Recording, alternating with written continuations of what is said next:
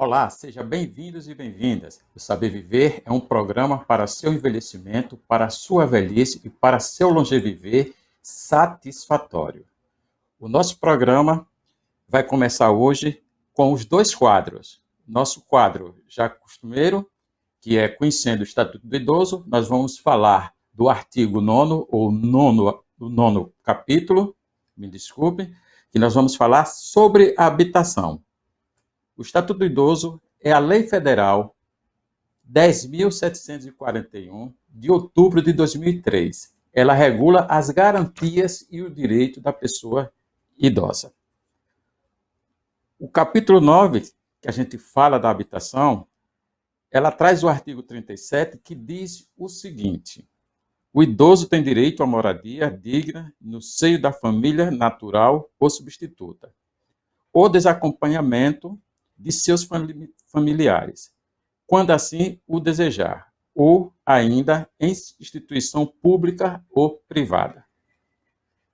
No parágrafo 1º, diz: a assistência integral na modalidade de entidade de longa permanência será prestada quando verificada inexistência de grupo familiar, casalar, abandono ou carência de recursos financeiros próprio ou da família.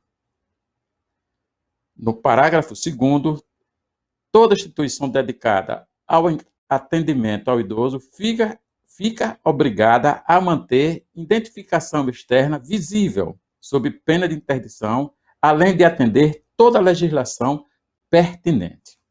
O parágrafo 3º diz: as instituições que abrigam idosos são obrigadas a manter padrões de habitação compatíveis com as necessidades deles, bem como provê-los com alimentação regular e higiene indispensável às normas sanitárias e com estas condizentes, sob as penas das leis.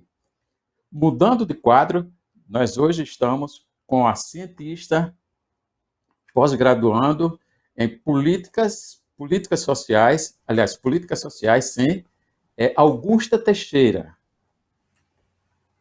Seja bem-vinda, Augusta, ao nosso programa Saber Viver. Desde já, lhe agradecemos. Eu que agradeço pelo convite. Muito obrigada. Augusta, nós sabemos que nós temos algumas essências para um longeviver satisfatório das pessoas. Principalmente quando nós falamos em questões sociais. Me diga uma coisa, o que é educação social para o envelhecimento? A educação social para o envelhecimento é a gente perceber que, com o passar do tempo, as pessoas idosas, a população idosa, ela precisa de muito mais do que adultos. Depois de tanto que eles contribuíram para a nossa sociedade, trabalhando, produzindo, essas pessoas elas precisam ter uma qualidade de vida acessível e que o Estado possa proporcionar isso para eles. Então, é a garantia dos direitos de saúde, o direito de segurança, a garantia de uma boa moradia, de que o Estado esteja junto com essa pessoa idosa para que o envelhecimento dela seja o mais saudável possível e tenha uma qualidade de vida. Isso nós chamamos de capital social, que não é só o Estado. O idoso também precisa ser um protagonista para essa ação, para ele captar essa ação.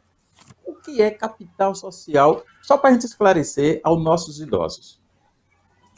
O capital social, ele também tem, mais na sociologia, né, traz com Bourdieu, que ele fala justamente dessa capacidade dos indivíduos de agirem perante a sociedade. É um conceito muito sociológico e da sociologia contemporânea. Mas quando a gente fala do capital social voltado para a pessoa idosa, é justamente aquilo que a sociedade espera de um idoso, vamos dizer assim. Não sei se eu estou sendo muito clara, mas basicamente qual é o que é que o idoso faz na sociedade. Quais são essas características? Quais são essas características? As características do protagonismo do idoso, vamos dizer assim, são pessoas que realmente eles já contribuíram tanto, mas tem ainda a contribuir, principalmente quando a gente começa a observar que esse envelhecimento, ainda bem, com o passar do tempo, existem políticas públicas voltadas a que esses idosos envelheçam melhor, não é? E eles possam voltar a contribuir para a sociedade. E contribuir, como eu falo, não é apenas com mão de obra remunerada. E muita gente acha que é só o trabalho, mas os idosos também têm muito a oferecer. Muitos deles não querem parar e até é ruim para ele parar totalmente de trabalhar, mas ele também tem acesso ao lazer, ele tem acesso à cultura, ele tem acesso a outros tipos de trabalhos que não necessariamente seja aquele que ele estava fazendo antes, mas ele também está engajado nessa sociedade, nesse núcleo, né? Ser cidadão, principalmente, né? Ser cidadão, principalmente, ser o protagonista também da sua luta e da sua trajetória, porque é muito importante. As pessoas acham que com o envelhecimento, todas as responsabilidades dela, enquanto a pessoa adulta, vamos dizer assim, apesar que, claro, que idoso também é adulto, etc. Mas o que eu quero dizer é que você atingir uma certa idade não significa que você vai deixar suas responsabilidades como cidadão de lado. Pelo contrário, é aí que você tem que exigir, você tem que demandar que os seus direitos sejam defendidos e eles estejam ali para você. E que tenham Não só os seus pessoas direitos. de toda a Pode falar. sociedade. Isso. Não só os direitos dele, né? Dele, mas Sim, também como buscar ajudar as outras gerações, né? Por exemplo, agora claro. nós estamos vivendo num momento político muito complicado. E a gente vê que os idosos, tanto a favor de governo quanto contra governo, eles estão lá. Eu acho que até nesses movimentos, eu acho até que é o idoso o maior protagonista hoje. Concordo muito contigo, Francisco, porque a gente consegue observar que a gente viveu momentos históricos muito únicos e que, infelizmente, a história do Brasil ela tende a se repetir em várias vertentes. A gente tem visto um governo que tem passado por um retrocesso democrático e a gente tem pessoas que viveram durante o processo de erosão democrática no Brasil, durante o processo da ditadura militar no Brasil, em 64.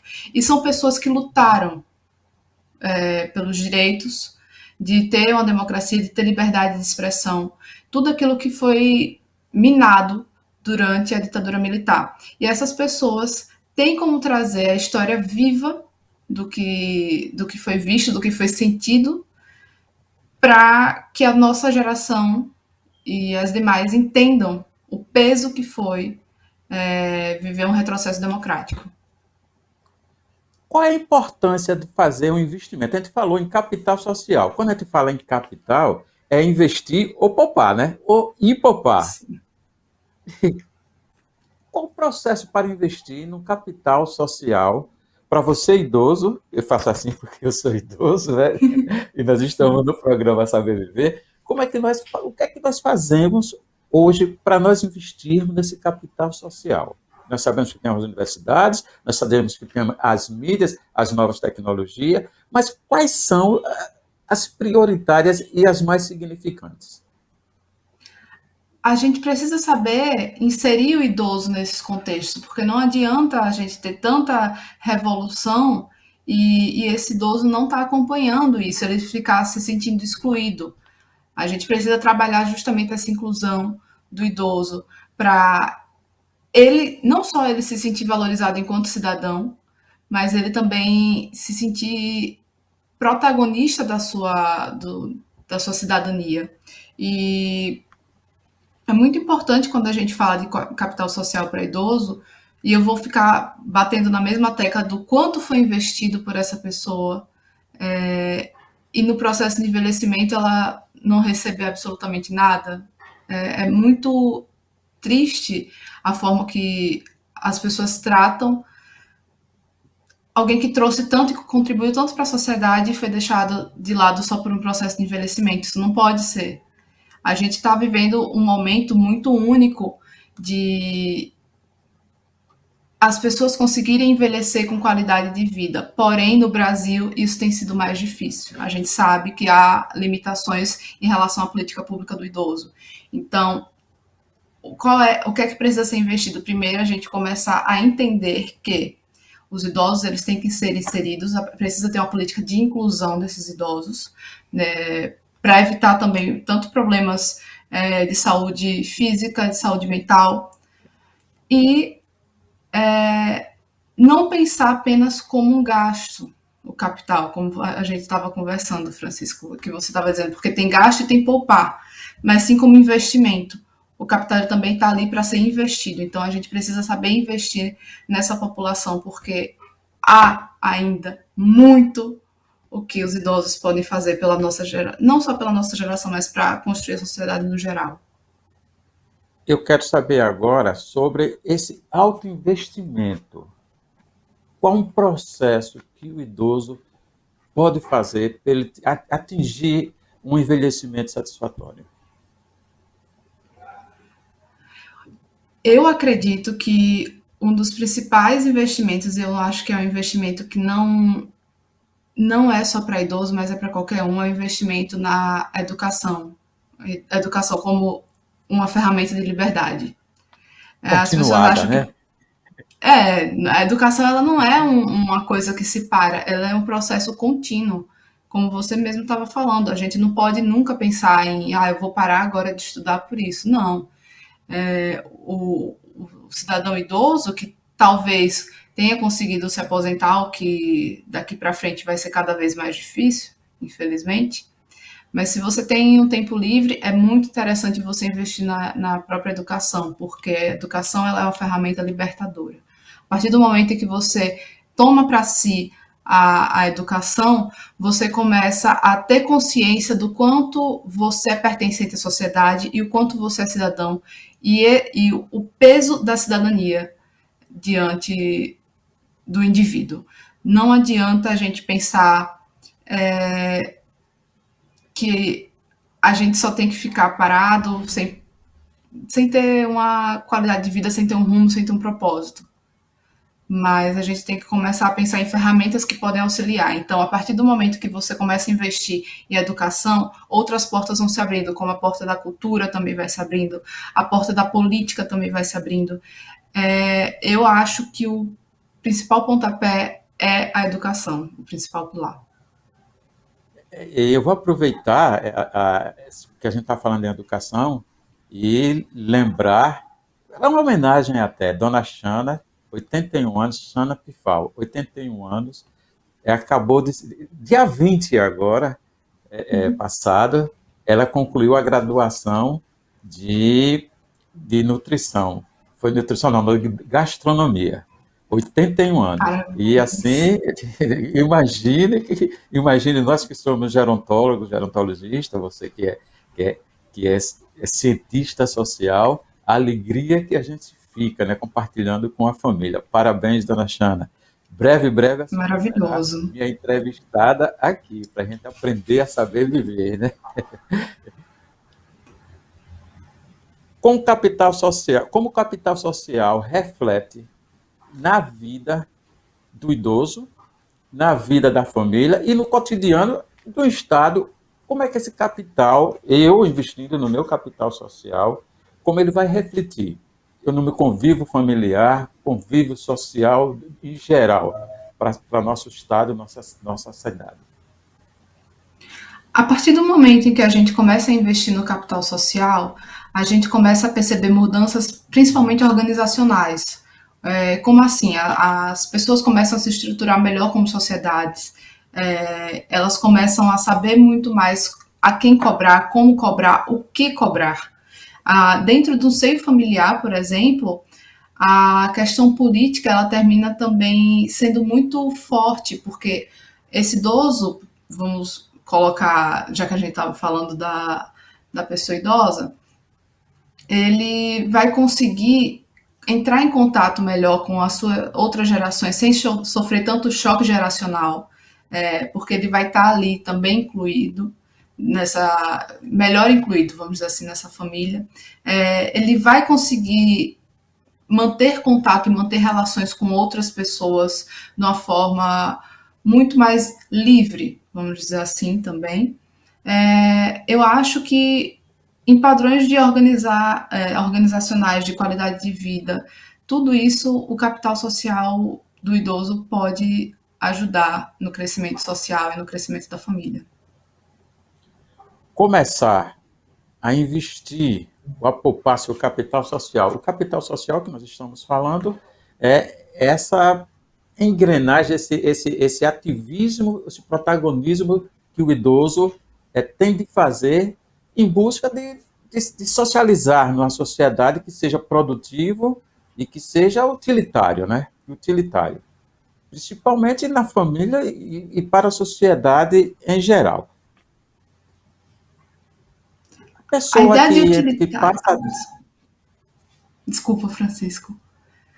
É porque eu acho que a ideia de Sim. utilitário a gente sempre vincula muito a uma questão de renda, vamos dizer assim. A gente termina reduzindo o sujeito muito a uma cédula, a um valor, a questões de Ah, dinheiro.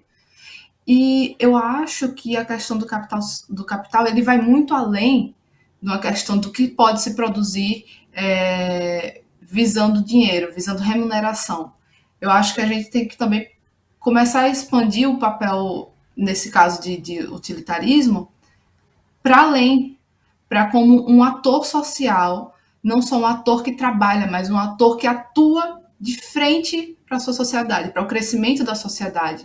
E isso vai muito além do que se pode produzir financeiramente, mas sim se produzir culturalmente, se produzir politicamente, se produzir em relação a trazer valores, trazer educação, trazer lideranças, vamos dizer assim. Então, eu acho que a visão do utilitarismo, desse capital social, ela vai muito além do material, ela termina indo para uma esfera também muito subjetiva. como é que a gente pode fazer para se desligar dessa cultura? Como você falou, é a cultura do capital social ser uma cobrança utilitária e ser uma cobrança de produção capitalista, vamos dizer assim. Como é que a gente pode se desligar disso? É muito difícil a gente se desligar disso, porque eu acho que a partir do momento que a gente estava vivendo também uma crise econômica, isso pesa também nos idosos. E é lógico que a gente tem visto, por exemplo, preço de medicamentos subindo, acho que já teve aumento esse ano, preços de quem tem acesso, por exemplo, a plano de saúde também subindo. A gente está vendo um desmonte da política de saúde pública. Realmente é muito pesado isso para qualquer pessoa começar a observar a sua qualidade de vida sem levar em consideração questões de renda e questões de dinheiro. Mas é preciso se atentar também para um dos pilares que eu falei sobre a educação. Quando a gente começa a observar, quando a gente começa a estudar, a tomar a educação como uma ferramenta para garantir liberdade, a gente também começa a aprender a se mobilizar e a aprender a construir políticas para fazer uma cobrança de uma vida mais digna e mais justa, sem que o dinheiro seja exatamente o ponto principal. Porque eu fico imaginando, Francisco, uma pessoa que trabalhou tantos anos da sua vida, não poder gozar com saúde, da sua velhice, não ter um lazer justo, sabe? Não faz muito sentido.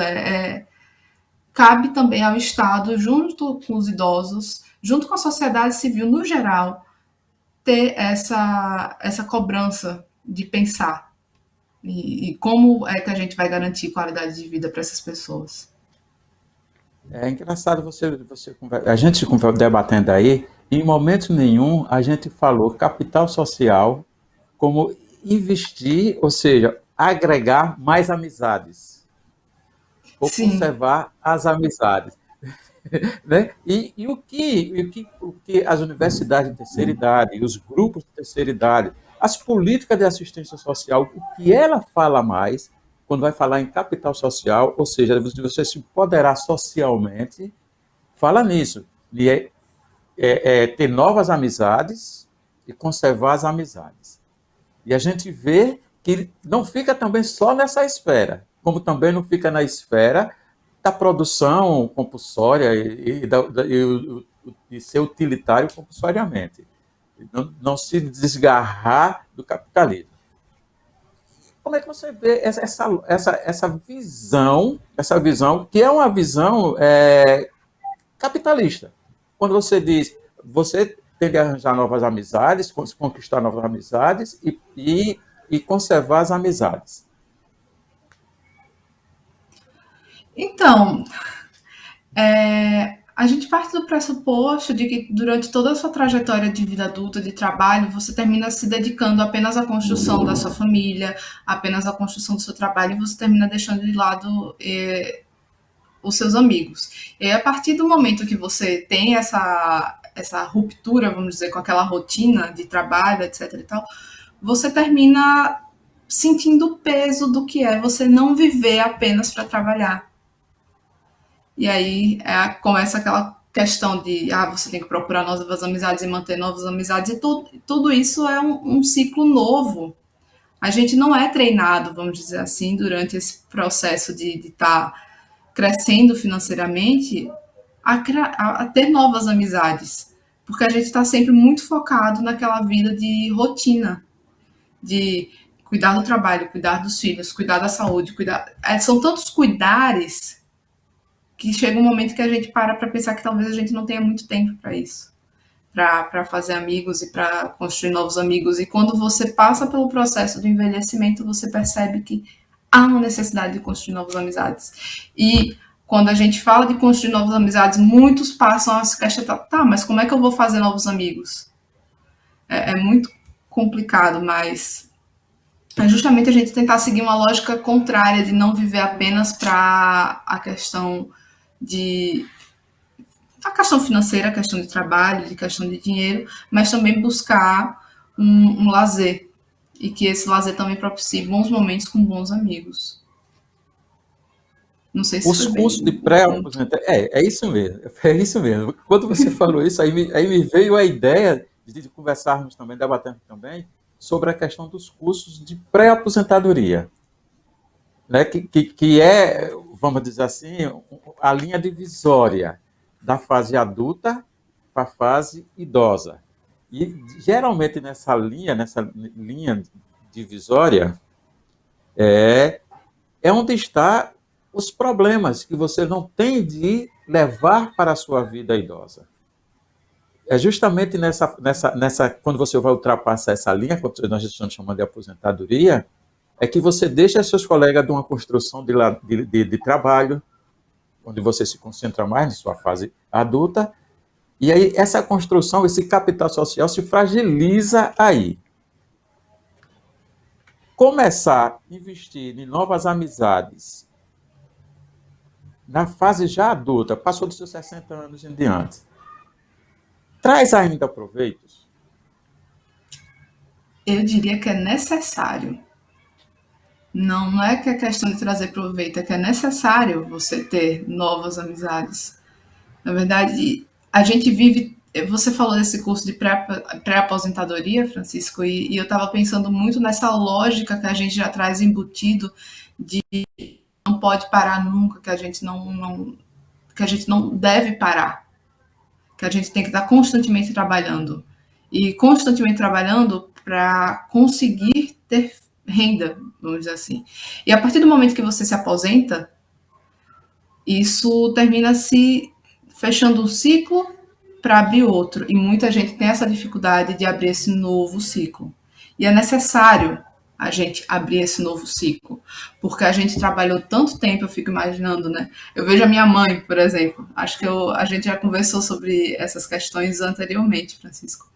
Minha mãe, ela está num processo em que ela se recusa a parar de trabalhar, porque ela já passou tanto tempo trabalhando que quando a gente senta para conversar, ela fala: eu não sei mais o que é que eu faço na minha vida além de trabalhar. Já que ela tem uma filha adulta que já está criada, ela não sabe como trabalhar. Ela diz que perde um pouco a estrutura do mundo dela. E a gente tem que começar a se preparar que em um momento, em determinado momento, a gente vai ter que começar a baixar um pouco o nosso pique de trabalho para começar a aproveitar um pouco mais a vida. E para uma das melhores coisas da vida é a gente aproveitar com outras pessoas que nos querem bem e que a gente quer bem. Por isso é tão importante essa construção de novos laços durante esse processo da vida adulta e do envelhecimento. Olha, as pessoas de idade avançada foram as mais prejudicadas nesse tempo pandêmico. Como você analisa essa experiência humana nessa lógica que nós estamos conversando do capital social? Tudo remoto, tudo virtual, não podia se abraçar, não podia se aglomerar. Como ficou o capital social? Eu fico imaginando o impacto na saúde dessas pessoas, na realidade, porque não tem muito o que ser feito, vamos dizer assim. Essas pessoas que podiam ter dividir a casa, dividir o ambiente com seus filhos, seus netos, elas não têm mais condições, por exemplo, de se abraçar se essas pessoas saem, se as pessoas furam a quarentena, por exemplo. Então, eu fico imaginando o prejuízo, vamos dizer assim, já que a gente está falando essa linguagem de capital, o prejuízo na saúde, principalmente mental, dessas pessoas, porque o contato foi rompido, o contato foi afastado. O contato não só com família, mas também com amigos, o contato com uma rotina, tudo isso foi quebrado. E quando se rompe isso, o processo de fragilidade da saúde mental, ele não acontece sozinho, ele também acontece com o físico. Então, imagina só a qualidade de vida despencando dessa população.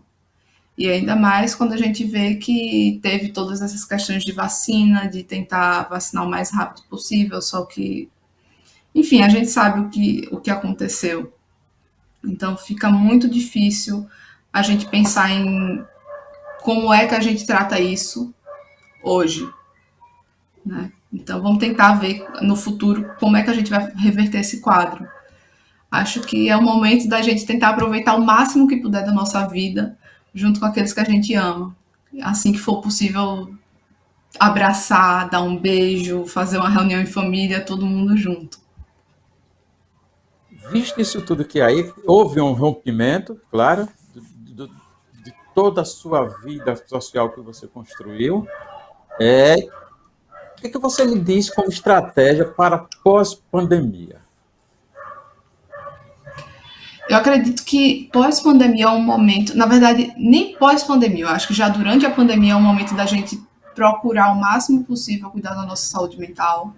Quem tiver contato com a família através das redes sociais, através do WhatsApp, esse é um momento de inclusão, de aproveitar essas ferramentas, de tentar entender melhor esse mundo digital e se incluir. Até aquelas pessoas que dizem, não quero, isso daí não é para mim. Vamos usar mais esse WhatsApp, vamos usar mais o Facebook, vamos se comunicar. Porque ficar sozinho não tem como, não dá. O ser humano não é um bicho feito para ficar sozinho, não. A gente é feito para estar todo mundo junto. E não é porque essa pandemia rompeu o abraço, rompeu o calor humano que a gente vai deixar de se comunicar. Não é para isso, não é para fazer isso. Então, é o momento da gente ficar com as boas amizades, com a família, mesmo que virtualmente, mesmo que distante fisicamente, mas próximo sempre do coração. É o que eu ficava falando muito. Mas cuidar da saúde mental, tentar cuidar da saúde física em casa. Sei que dá preguiça, sei que é muito chato, mas tentar juntar um grupo com outros amigos e tentar cuidar dessa saúde física, tentar manter uma alimentação, é isso que o pessoal fala, mas o pós-pandemia é tentar correr atrás desse prejuízo mental que a gente teve, para conseguir, assim, também associar com o físico e tentar ter uma qualidade de vida melhor. Eu vou deixar nossos 30 segundos para você se despedir. E que pena que já estamos chegando ao final do nosso programa. Passou correndo. Nossa, eu que tenho que agradecer demais, Francisco. É sempre um prazer estar contigo. Muito, muito bom. Quero muito que não é. Espero que essa pandemia acabe logo, que todo mundo possa se encontrar. Tô morrendo de saudade de encontrar meu pai, minha avó, né? Ficar longe é difícil, mas não desistam. Continue mantendo os cuidados, continue usando máscara, mas continue principalmente investindo, ainda assim usando essa linguagem de capital, em você, no seu envelhecimento, na sua qualidade de vida. É sempre o mais importante.